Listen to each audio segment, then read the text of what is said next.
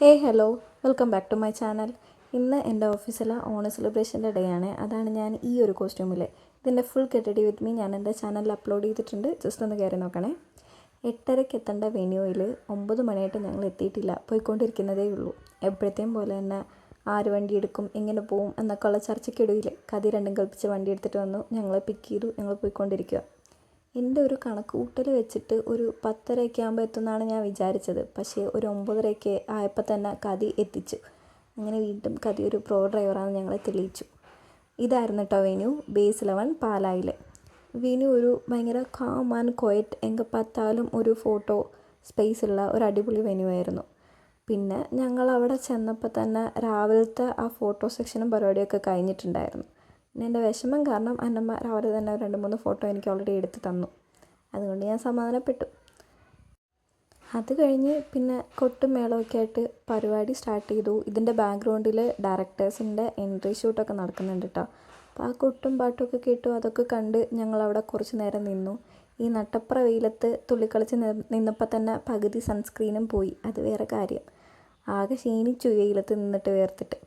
പിന്നെ അത് കഴിഞ്ഞിട്ട് 4 ടീമായിട്ടാണ് ഓണം സെലിബ്രേഷന് പാർട്ടിസിപ്പേറ്റ് ചെയ്തത്. ആ 4 ടീമിൻ്റെയും സെപ്പറേറ്റ് ഫോട്ടോ സെക്ഷനാണ് ഇപ്പോൾ നടക്കുന്നത്. അപ്പോൾ ഇതിനിടയിൽ വന്ന് കതി പോസ് ചെയ്യുന്നുണ്ട്, വീഡിയോ ആണെന്നോർത്ത്, ഫോട്ടോ ആണെന്നോർത്തിട്ട്. അപ്പോൾ ഞാൻ പറയുന്നുണ്ട് ഇത് വീഡിയോ ആണെന്നൊക്കെ. പിന്നെ മാവേലി വന്നു. പിന്നെ സെപ്പറേറ്റ് വേറെ ഷൂട്ടൊക്കെ നടന്നു. അങ്ങനെ അതൊക്കെ കണ്ട് ഞങ്ങൾ നിന്നിട്ട് കുറച്ച് നേരം വീഡിയോസൊക്കെ എടുത്തു ആ വെയിലത്ത്. ആകെ ക്ഷീണിച്ചിട്ടുണ്ടായിരുന്നു. അപ്പം പിന്നെ അകത്തോട്ട് കയറി AC കുറച്ച് നേരം ഇരുന്നപ്പോഴാണ് ആശ്വാസമായത്. പരിപാടി സ്റ്റാർട്ട് ചെയ്യാൻ കുറച്ച് ഗ്യാപ്പ് ഉണ്ടായിരുന്നു. അങ്ങനെ ആ പാട്ടൊക്കെ കേട്ട് ഞങ്ങൾ കുറച്ച് നേരം AC കൊണ്ട് അങ്ങനെ ഇരുന്നു. അത് കഴിഞ്ഞ് പരിപാടി മെല്ലെ സ്റ്റാർട്ട് ചെയ്തു. MC ആയിട്ടുണ്ടായിരുന്നത് അഞ്ജു ആമിയായിരുന്നു കേട്ടോ. അവരുടെ ആ ഒരു എനർജി ലെവലുണ്ടല്ലോ, പറയാതിരിക്കാൻ വയ്യ. അത്ര അടിപൊളിയായിരുന്നു. ഈ പരിപാടിയുടെ ത്രൂ ഔട്ട് അവർ ഒരേ എനർജി ലെവലിലായിരുന്നു പരിപാടി കൊണ്ടുനടന്നത്.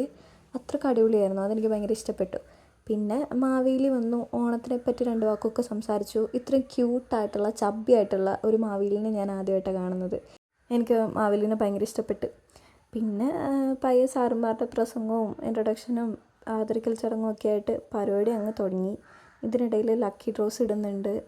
ഓണത്തിനെ പറ്റി ക്വസ്റ്റ്യനൊക്കെ ചോദിക്കുന്നുണ്ട്. ആൻസർ പറയുന്നവർക്ക് സ്പോട്ടി ഗിഫ്റ്റൊക്കെ കൊടുക്കുന്നുണ്ട്. അങ്ങനെ ഇതിപ്പോൾ ഈ കൊടുക്കുന്നത് ലക്കി ഡ്രോൻ്റെ സമ്മാനമാണ് കേട്ടോ. ഇടയ്ക്കിടയ്ക്ക് ലക്കി ഡ്രോസ് എടുക്കുന്നുണ്ടായിരുന്നു, സമ്മാനം കൊടുക്കുന്നുണ്ടായിരുന്നു സ്പോട്ടിൽ. അത് കഴിഞ്ഞ് പിന്നെ ഏറ്റവും ലാസ്റ്റ് സാറന്മാരുടെ ഫാമിലിയൊക്കെ നിന്നിട്ടൊരു ഫോട്ടോ സെക്ഷൻ ഉണ്ടായിരുന്നു. ഇതൊക്കെ കഴിഞ്ഞിട്ടാണ് കൾച്ചറൽ പ്രോഗ്രാം സ്റ്റാർട്ട് ചെയ്തത്. ഫസ്റ്റ് തന്നെ റാംബോക്കായിരുന്നു. റാംബോക്ക് ഒരു രക്ഷയിലായിരുന്നു. എക്സ്പെക്റ്റ് ചെയ്തതിനേക്കാളും അടിപൊളിയായിരുന്നു. എല്ലാവരും ഒന്നിനൊന്ന് മെച്ചമായിട്ടാണ് നടന്നത്. അത്രയ്ക്ക് അടിപൊളിയായിരുന്നു. നല്ല രസമായിരുന്നു. പിന്നെ അതൊക്കെ കണ്ട് നോക്കി കുറച്ച് നേരം ഇരുന്നു. ഇതിൻ്റെ ഫുൾ ക്ലിപ്പൊന്നും എനിക്ക് എടുക്കാൻ പറ്റിയില്ല. ഇടയ്ക്കിടയ്ക്ക് ഞാൻ മറന്നു വീഡിയോ എടുക്കണം എന്നുള്ള കാര്യം. ഞാനിങ്ങനെ നോക്കിയിരിക്കും ആ മൊമെൻറ്റ്സൊക്കെ. വീഡിയോ എടുക്കാൻ പലപ്പോഴും മറന്നു പോയതുകൊണ്ട് പല ക്ലിപ്സും എനിക്ക് കിട്ടിയിട്ടില്ല.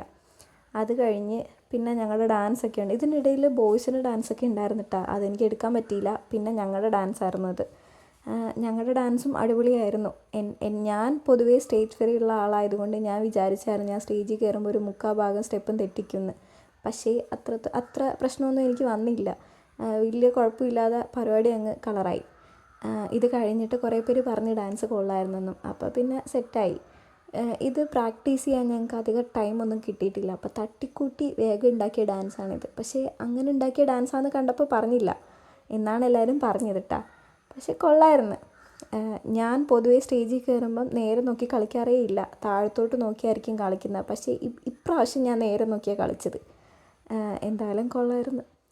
പിന്നെ ഞങ്ങളുടെ ഡാൻസൊക്കെ കഴിഞ്ഞു. ഇതിനിടയിൽ സെയിൽസുകാരുടെ പാട്ടുണ്ടായിരുന്നേ. അവരുടെ ഫുൾ ക്ലിപ്പ് എനിക്ക് എടുക്കാൻ പറ്റിയില്ല. അവരുടെ അടിപൊളിയായിരുന്നു.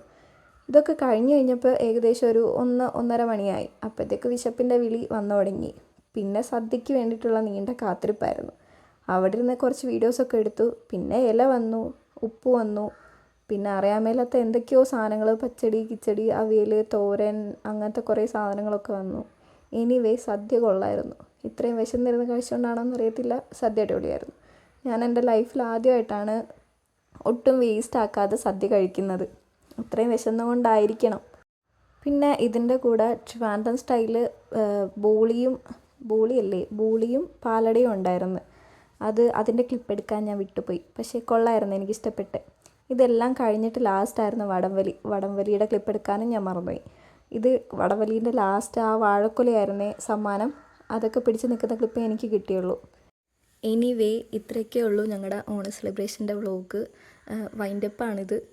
വൈൻഡപ്പിൽ വന്ന കോലവും ഇൻട്രോയിൽ വന്ന കോലവും കണ്ടാൽ തന്നെ നിങ്ങൾക്കറിയാം ഞാൻ എത്രത്തോളം പരിപാടി എൻജോയ് ചെയ്തെന്ന്. ഏറ്റവും ലാസ്റ്റ് DJ ഒക്കെ ഉണ്ടായിരുന്നു. അതിൻ്റെ വീഡിയോ ഒന്നും എനിക്ക് എടുക്കാൻ പറ്റിയില്ല. സോ നെക്സ്റ്റ് വീഡിയോയിൽ കാണുന്നത് വരെ ഓക്കെ ബൈ ഗൈസ്.